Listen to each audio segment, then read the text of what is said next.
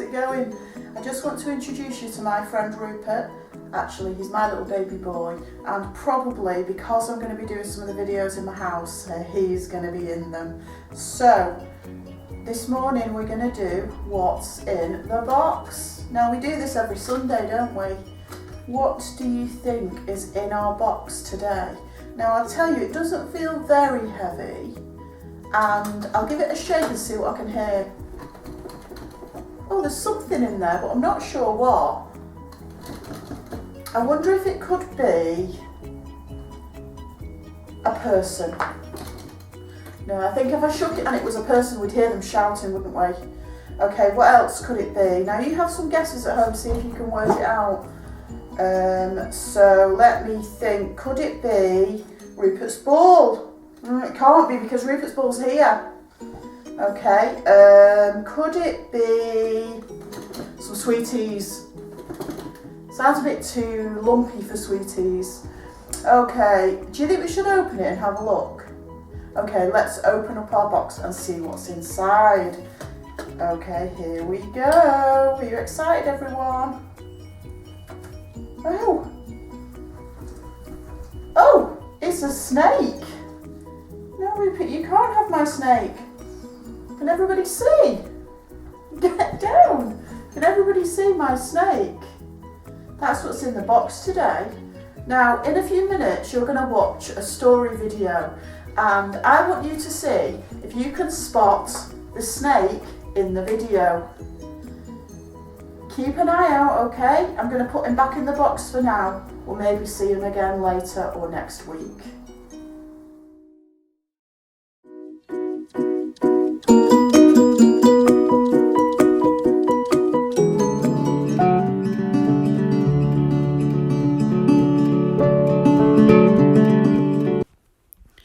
A very long time ago, right here in this world, there was a garden.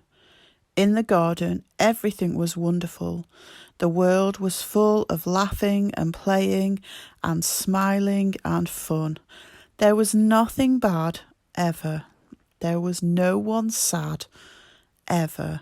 And best of all, God was there. He had made it all. He was in charge of it all. He loved it all. People could see God and speak to God and just enjoy being with God. It was wonderful to live with God. But then one day, the people did a terrible thing. They decided they didn't want to do what God said. They decided they wanted a world without God in charge. God called this sin. Sin spoils things. And sin has no place in God's wonderful garden. God said to the people, "You can't live with me in my garden anymore." And he sent them outside. To show the people that they had to stay outside, God put some warrior angels in front of the garden. The angels were like a big keep out sign.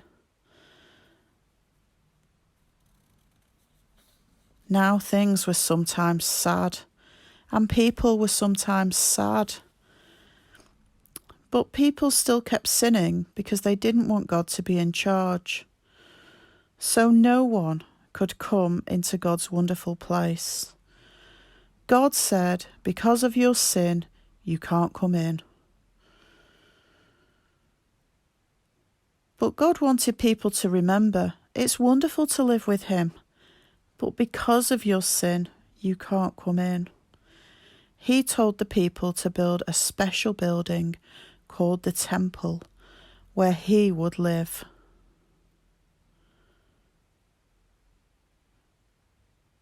In the middle of the temple was the most wonderful place in the world, a place where God was, with nothing bad and nothing sad.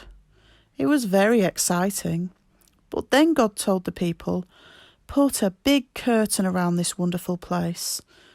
The curtain had pictures of warrior angels on it.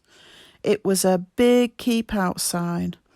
For hundreds of years, the temple curtain reminded people that God said, it's wonderful to live with him, but because of your sin, you can't come in. Babies became grown-ups and had babies, and those babies became grown-ups and had babies, and those babies became grown-ups and had babies. Hundreds of summers and winters passed by, and the keep-out curtain stayed in the temple. But then one day, God's Son came to live in this world as a person. He was called Jesus. Jesus always did what God said. Jesus never sinned. And Jesus visited the temple where the keep-out curtain hung. Jesus knew that things were sometimes bad and sometimes sad. Jesus said that God had sent him to open the way back to God's wonderful place, where there would be nothing bad and no one sad. But people still did not want to let God be in charge. So they decided to put Jesus on a cross to die. It was the most bad thing that ever happened. It was the most sad day of all time. But Jesus had a plan. He had always planned to die on the cross. What a strange plan. Why would God's Son plan to die? On the cross, Jesus took our sin, all the bad things we do, all the sad things they cause. Jesus took them all from us, and when he did, something amazing, astonishing, astounding happened. The curtain tore. God had ripped up the keep-out sign. God's wonderful place is open again. Because Jesus died, we can go in. After Jesus died, his friends put him in a tomb. They were very sad. For 2 days, nothing happened. Then, the next morning, Jesus' friends went to see his body in the tomb, and it wasn't there. A little later on, Jesus' friends were all together, and suddenly, Jesus was there, alive. Suddenly, his friends weren't so sad. Now they were so happy. God had brought Jesus back to life, so he could live in God's wonderful place forever. And Jesus has given everyone an invitation to come and live with him there too. He tells us, God says it is wonderful to live with him.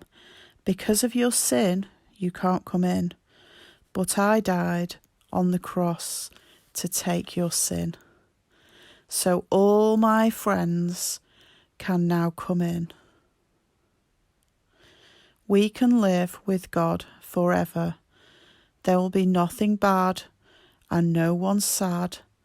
We will see God and speak to God and just enjoy being with God, just as he planned. And it's all because of Jesus. And we will say every day, thank you, Jesus. You are amazing. And you can start saying that today.